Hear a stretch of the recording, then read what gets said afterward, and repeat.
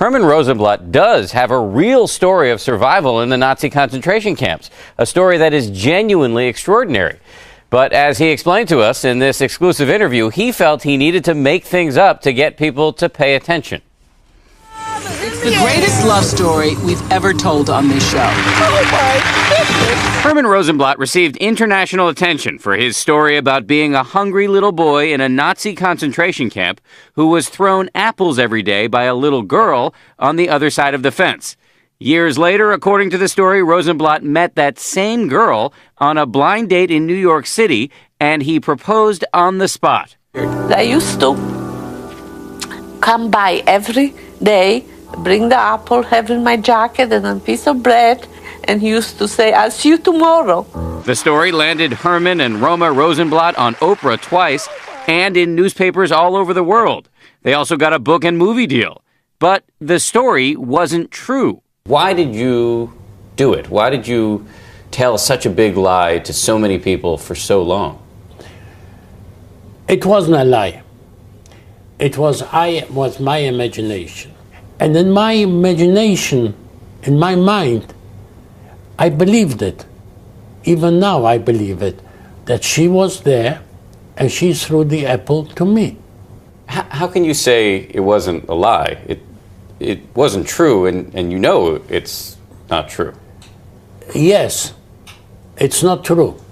But in my imagination, it was true. Rosenblatt says he made the story up to give people hope and to promote understanding about the Holocaust. But members of his own family say his real motivation was money. So you were not motivated in any way by money? No. This is from your son. He said that he knew you were lying for years and he couldn't get you to stop. And here's his quote.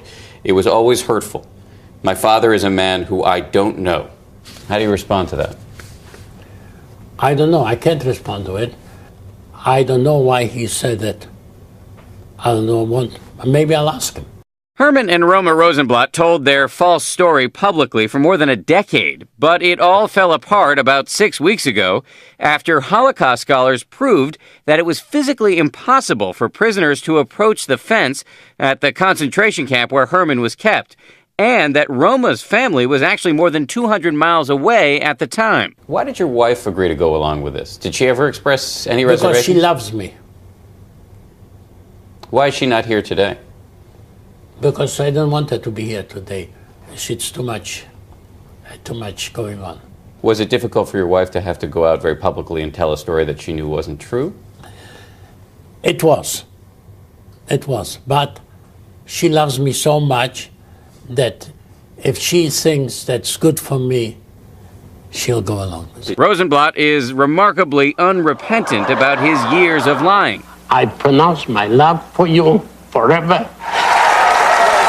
When you look at that, does it make you uncomfortable at all? No. You think that was the right thing to do? Yeah.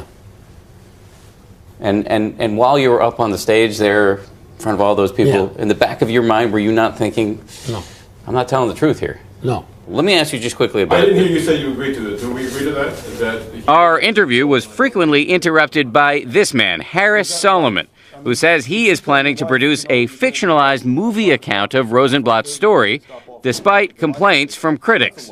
If you look on Holocaust Denier websites right now, they're using it as we speak as an example of why you shouldn't believe Holocaust survivors. Right. And those Holocaust Denier websites would perpetuate some other story if it wasn't Herman Rosenblatt. Rosenblatt says he wants people to know that he did what he did with good intentions. So if you had to do it over again, would you tell the same story? Yeah. You would? Yes. Rosenblatt does say that he's sorry, but he's only sorry, he says, that people took the story, quote, the wrong way. His book deal for a nonfiction memoir fell through a couple of weeks ago because of this controversy, but a fictionalized book may come out this summer, and the movie version is supposed to start shooting this summer as well in Eastern Europe, Diane, and they say they're going to carry on despite the criticism. I simply don't know what to say. I mean, it's his imagination, but he knows it's not true. He says he made up a fantasy world, and he was living in that fantasy world. And his son says, tried to stop him. Yes. Good heavens. Okay, thank you, Dan. Pleasure.